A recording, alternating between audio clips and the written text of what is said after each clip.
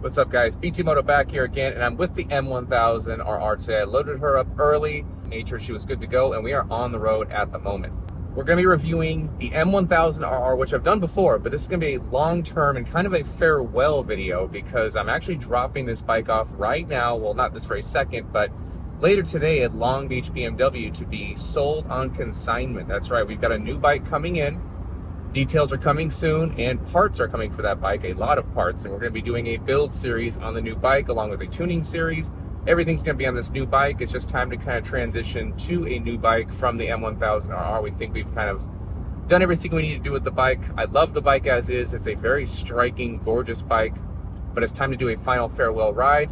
And while I'm doing that ride, I'm be doing with IMK, and we're just kind of going over the bullet points of what makes the M1000RR the M1000, what the difference is between the M1000 and the S1000, and why you want to spend $10,000 extra just to get an M1000, or even $15,000 extra just to get an M1000RR. All right, so we're all unloaded here. Kay's actually on the other side of the gas pump. He brought his CBR today, so we'll have the CBR or the RRR, and we'll have the M1000. Getting ready to get going. You can see Kay there taking off. So let's get this review going. I haven't put gas in this thing, I don't even know how long. And you guys see the idle here is kind of going up and down, up and down. That's perfectly normal, guys. Perfectly normal. Especially when you get, when you start doing modifications to the bike, it's gonna start doing that little whoa, whoa, whoa, little bit. And depending on the exhaust you put on your bike, it's gonna be either more aggressive or less aggressive. Like Aero, for example, where you saw a 650 Eves bike, always have a crazy wandering idle. So I told Kay we should do a scenic ride today for the final ride on the M1000, so I can talk to you guys about this lovely bike. I haven't ridden this thing in a couple months. Been busy with other bikes, R&D, with parts, website stuff. I have a lot of tasks to complete, and they're not all riding bikes, unfortunately. But when I do get to ride bikes, it's a lot of fun. So we got this bike in July of 2023, and this is a replacement to our M1000 or 2021 M1000RR.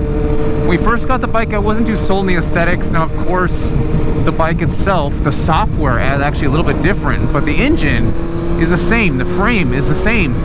The body is what changed as well. The body had a big change. We had this nice bulbous body they put onto it that directs air around the rider instead of into the rider. And it's supposed to give you more of a better aerodynamic flow and more of a top speed because they've added these wings for massive downforce.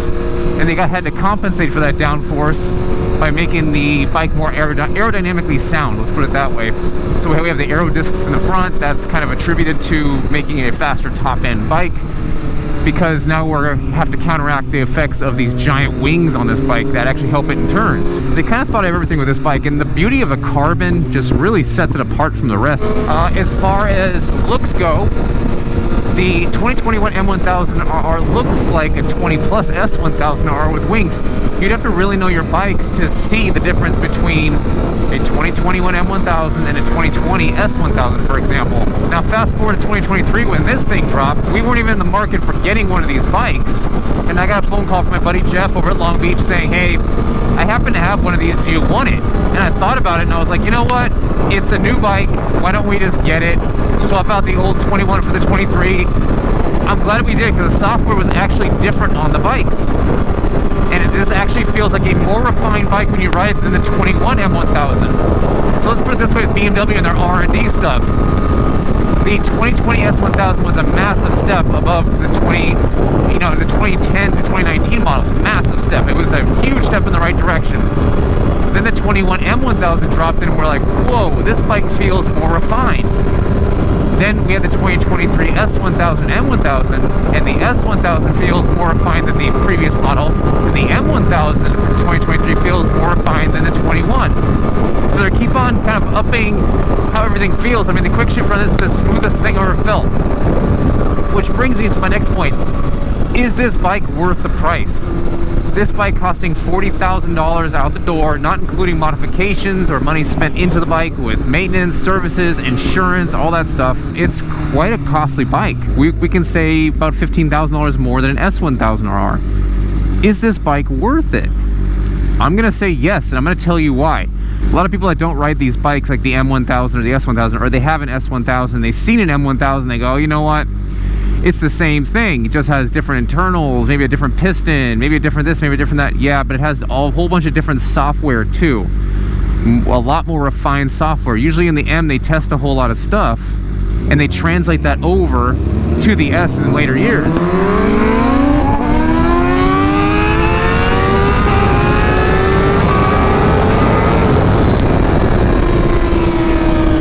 Okay, trying to get it in against the Kia. Or the Honda, whatever the hell that thing was. This bike is worth the price tag. It's really just the fact that it's an extremely refined bike, extremely refined, and you'd have to ride an S1000 for about 50 miles back to back with the M1000 to really feel the difference. So when you ride it back to back, 50 miles on an S1000 and 50 miles on an M1000, and we've done that with the 23 model. Brent came out to California, we rode him 50 miles back to back, and he was quoted as saying, the S1000 feels like the M1000, but if the M1000 had 100,000 miles on it, which is exactly my sentiment. It just feels a lot more loose and unrefined compared to the M1000. And that's what you're going to notice when you spend that extra money. Now, whether you guys think that's worth it or not is up to you. But to me, it's absolutely worth the price tag. I mean, look at this. How many times can you look at a carbon, full carbon fairing stay that is actually the fairing stay? It's not a carbon cover piece. It's the actual fairing stay. Everything on this bike is so beautifully refined as far as the body goes and the way it feels. It is a huge step. I don't want to hear anyone say that the S1000 and M1000 are the same thing. You're just paying for the extra because you're dumb. If you haven't thrown your leg over one of these bikes and ridden 100 miles back to back with an S1000, you have no idea what you're talking about. I'll tell you that right now. We got Kay here in his RR. And the RR, beautiful bike, and these things make stupid power. He's got our velocity stacks in there, R flash. The bike is fast. I mean, I'll be honest. Up top, I don't think this bike has a chance, even though you saw me kind of walking away from him. I still think if we did a straight up race, he's walking away up top. That bike is fast. It's got all kinds of legs up top. It's kind of like comparable more to a V4R than an M1000. M1000, though, has massive mid-range compared to that bike. This bike will stomp light to light that bike every single time. But as far as top end and racing, I think the RR has an advantage over the M1000. That's not to say I'd pick a RR versus the M1000. You spend over $30,000 on that bike right there, it comes with cast wheels. Why do you have cast wheels on a $30,000 plus bike? That doesn't make any sense at all. I just think the overall package between the BMW and the RR, this is an overall better package. That bike doesn't feel as refined. It's really clunky. The shifting feels clunky. Everything doesn't feel as prestige as the BMW does, including this 6.5-inch TFT. That TFT is smaller, doesn't have as many options. This is more fluid. Probably the best screen I've ever seen in a bike is in this bike. Now, as far as just riding it around, this bike gets so many stairs. I don't even care if it's just sitting in the back of my truck. Everyone stares at this bike. And if we go to a bike show, it doesn't matter what bike Kay is riding. He's taking his H2R out. He's taking that CBR out. He's taking his V4R out. He's taking his Halo bikes out. Everyone crowds around this bike. And it's probably because it's just a full carbon body that everyone's crowding around it, but it definitely is a showstopper. And yeah, I mean, the seat on this bike is not comfortable. About an hour worth of riding on this seat, and you're ready to get off it. You want to do something else. The same thing with the S1000, though, that comes with the M seat. They feel pretty much the same, except this seat's a little bit taller. So if you're a shorter rider and you think the S1000 is already tall, the M1000 is even taller. As far as maintenance goes, this bike is pretty much the same thing as an S1000, except the braking period, I take it a lot more serious on the M1000 that has 2 piston rings rather than the 3 piston rings in the S1000. So braking needs to be taken serious, and I've got 820 something miles on this bike currently, which means whoever gets this bike, whenever I sell it, they're getting a properly broken in bike that is just broken in. It's ready to go.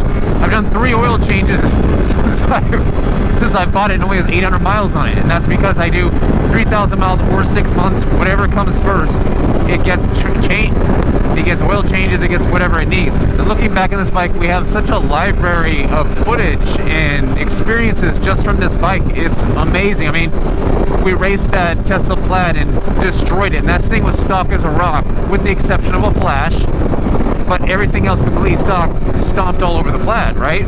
Now, if you're a guy that likes the track, of course, the M1000 is the halo bike for the track. Nate Kern is a brand ambassador for BMW, and he gave his personal approval on our M1000. Thinks the bike is amazing, and he even rode it on E85, which is another tuning prowess of this bike that we offer that no one else does, really, because we do full-time closed loop on the bikes, meaning this bike tunes itself with the wide bands it has. We can set it for that. It doesn't do that from the factory, but we can set it for full-time, all the time, closed loop, which means the bike tunes itself. And it also means it can compensate for varying ethanol levels in fuel. So not every single tank of ethanol or E85 is accurate as far as ethanol content. Sometimes it'll be 50%, 60%, 70%, 80%. But when you tune specifically on a dyno, let's say you have Woolwich or something like that, you have to tune it for that tank of fuel, which means you got to tune it every single time you throw a tank to this thing, because you can't enable full-time closed loop, which I know the Woolwich guys will say they can, but I've seen the back-end data, it can't. You're toggling a button. Whoa, California road's wild here. You're just toggling a button over there and it actually doesn't work. Now this bike dynoed 204 wheel horsepower when we're doing research on it. This bike doesn't make any more power than the previous M1000. They just kind of upgraded the body, did a few other things, but it makes the same exact power in the dyno. And even between the M1000 and the 23 Plus S1000, the power figures are nearly the same, except this bike, because of the rotating assembly, spins up faster, meaning it just revs faster. It's better for the track, that kind of thing. I think we're finally turning in here to get some lunch, I think. All right, back out from our lunch here. We're gonna swap bikes. Kay's gonna ride the M1000. I'm gonna ride the R here. I'll give you some impressions on that, and I get to see my bike ride around for the last time. Oh, okay. There you go. I got the fob right here, guys. It's a keyless system here, so I just put the fob on me, and then you hit the switch right here, and the whole thing turns on. This one's good to go. Oh yeah, he doesn't put it in neutral, huh? Let's try and get this thing in neutral. Now we can start it up. There we go. Oh, she's loud. She's got the SC on it. This is BT Moto flashed with the velocity stacks that we also provide. Between these two bikes, I still pick the M1000, but these things make amazing power. So we're gonna go take a ride home, and I'm gonna stare at this thing while we're riding back, because I haven't really seen this thing ride too much without me on it. Oh, these rear sets are way high. It's always interesting when you ride someone else's bike. I haven't ridden one of these RRs in a while. I think the last time I rode one was probably about, I think 6 months ago or so. We were testing on the dyno. I like to call it lovingly the Dixie Cup version, which is the version of the bike that kind of like as a throwback. These bikes make amazing power up top. Down low, not so great. Like the BMW makes better low and mid-range due to the shift cam technology they've added to the BMWs. But this is just blunt, raw power. Now off the get-go, this bike is usually a light switch. It's on and off, but with the flashing, actually feels really good. It's so loud.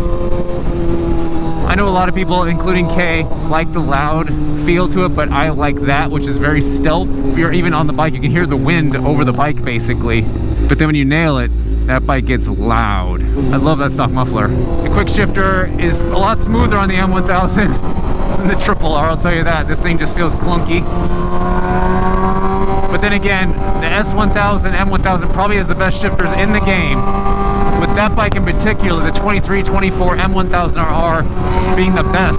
The M1000 definitely feels smoother. Feels good in the turns. Doesn't feel as like the M1000 wants to turn every single time. It almost feels like it doesn't feel good going straight. It just wants to lean over some way. This bike feels more at home kind of going straight, this RR. Really gonna be sad to see that M1000 go. It's such a beautiful bike, man. It's so stunning just to look at. I just want to say thank you to everyone that supports our channel, is a customer of ours. Even if you just like give us a thumbs up and tell people like, hey, BT Moto, thank you. Because without you guys, I would not be able to throw my leg over that thing for the past year, and it's been a privilege and an honor in order to do that. I mean, not a lot of people do, and I know how lucky we are to do something like this.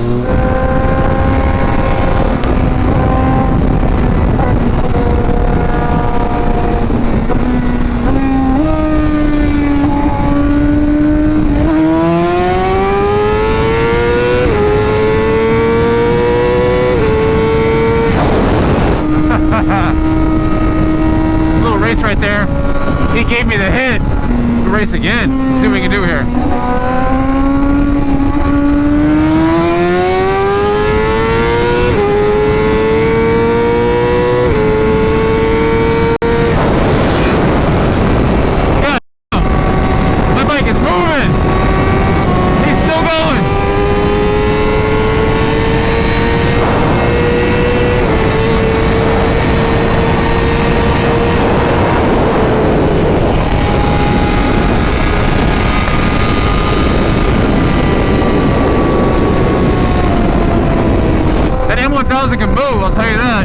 coming to a stop. You pulling? You pulling? Were you dead even or pulling or where? On the first one? So 1 or 2? The second one, yeah, I was on. Really? We're getting back up to K's right now. What a fun ride. Nice, good farewell ride for the M1000. So I guess now we're gonna pack the bike in and take her up to Long Beach. All right, guys, here at Long Beach, California, BMW Motorcycles. Got the M right here. She's on consignment. If any of you guys want it, it is here. Got some great guys. Visit Jeff Whitmere, David in there. Anyone in there is actually gonna help you. So if you wanna see the bike, check it out, Long Beach.